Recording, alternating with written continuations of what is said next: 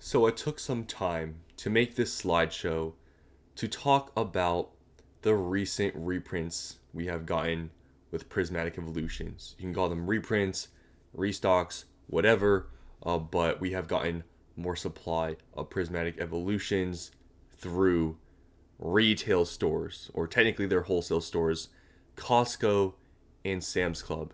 And in this video, I want to talk about this sort of maybe anomaly where retail stores are getting a large amount of prismatic evolutions from these reprints, restocks, whatever, but card stores are not.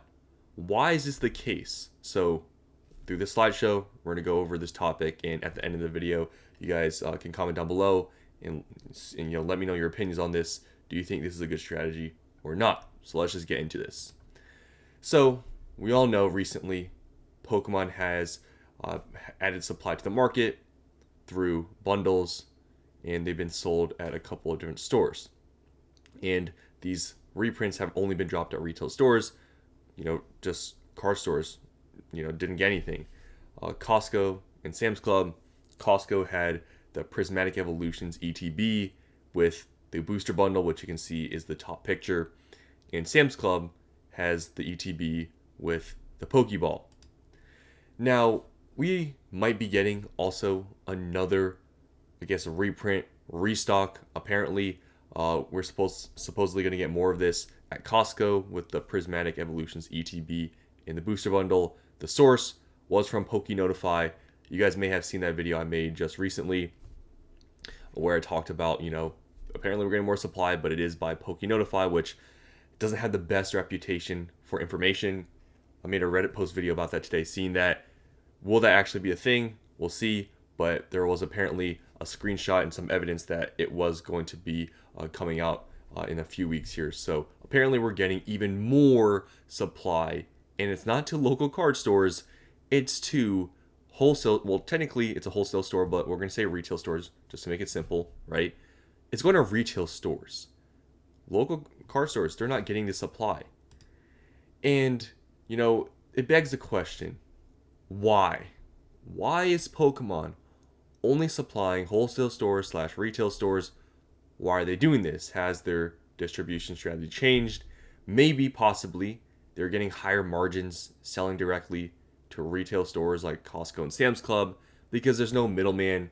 Because usually Pokemon, right, distributes their products through distributors, and then the distributors sell to card stores. But in this case, Pokemon is selling to, Sam's Club or Costco directly. So possibly their margins are better there.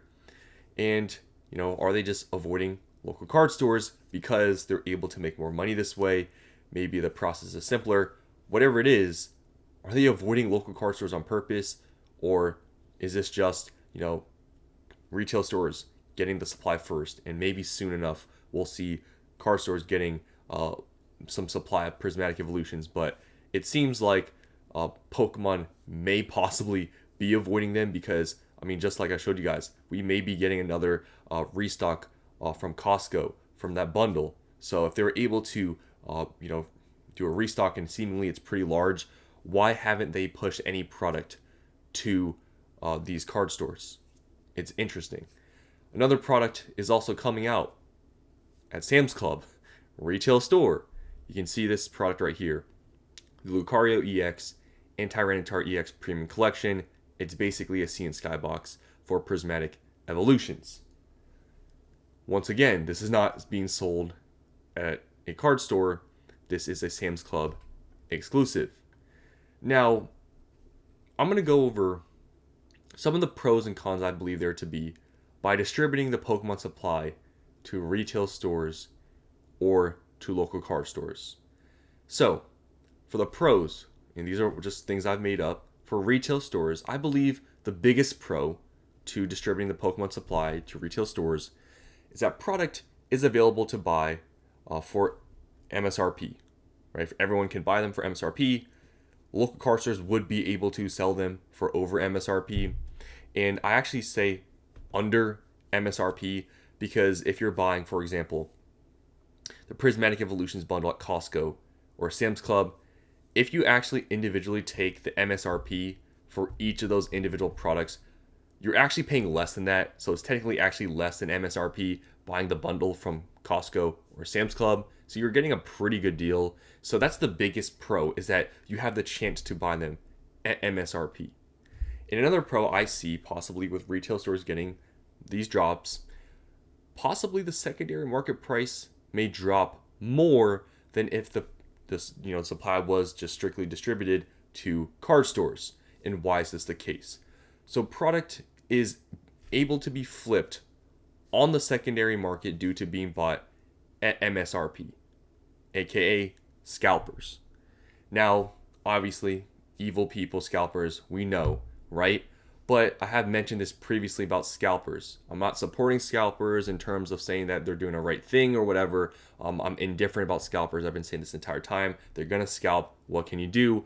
But with scalpers, more supply does exist on the market or just in existence. Why is this the case? If we lived in a perfect world where all the supply that was being sold at retail stores was strictly bought by collectors, all the supply would be bought out and would be opened up. What happens after all the supply gets, bought and opened up at the retail stores? There's no more supply in the market. Secondary market goes crazy. But with scalpers, a large amount of supply is being flipped, and therefore the product is not ending up in as many hands of collectors who are opening stuff up. It's possible they're being sold to maybe other scalpers, maybe other investors. So it is possible that more supply will be existing, if we have retail stores selling the product rather than card stores. Now for the cons, scalpers and bots, they buy a large amount of supply. It's a thing. We not all know it exists, right? We see some of these screenshots or some of these pictures of people online posting, large amounts of product because there's bots and scalpers, evil people. And a big problem with this is some stores and places don't really care too much. Like I know some stores are trying to implement some limits and these lines and virtual queues, but Sam's Club is like the worst at implementing any sort of purchase limits. I remember like you could have bought I think 10 of these or in storage, or like 25 of these. It was a very large amount. Just Sam's Club, they just seemingly don't really care, and they're not really, really minimizing the amount of product that's being able to be bought by people.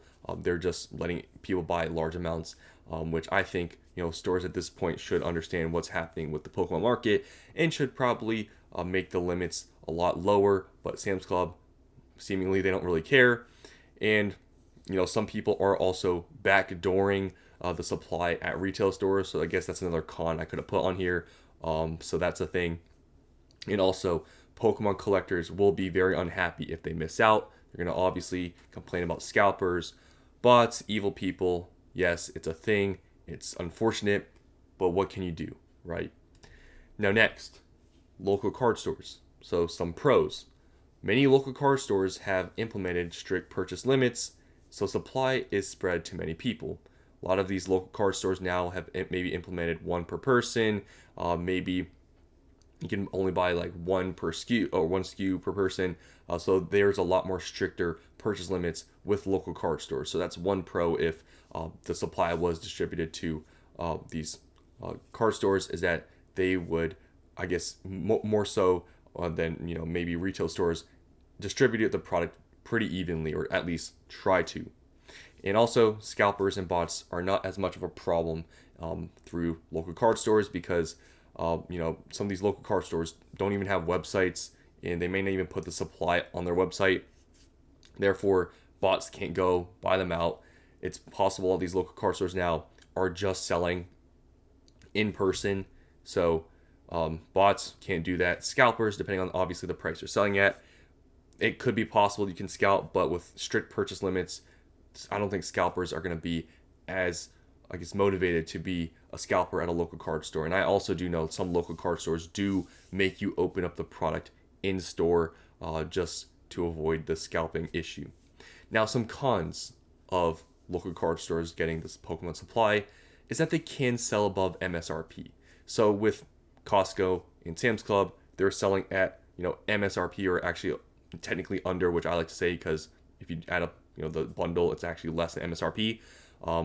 Local car stores, they can't sell above that, and a big reason why a lot of them do is because after the initial wave, them getting all of their supply through, I guess, the first set release, distributors, they're marking up these products, and them marking up these products, stores, they can't just charge MSRP because they're going to be losing money most likely.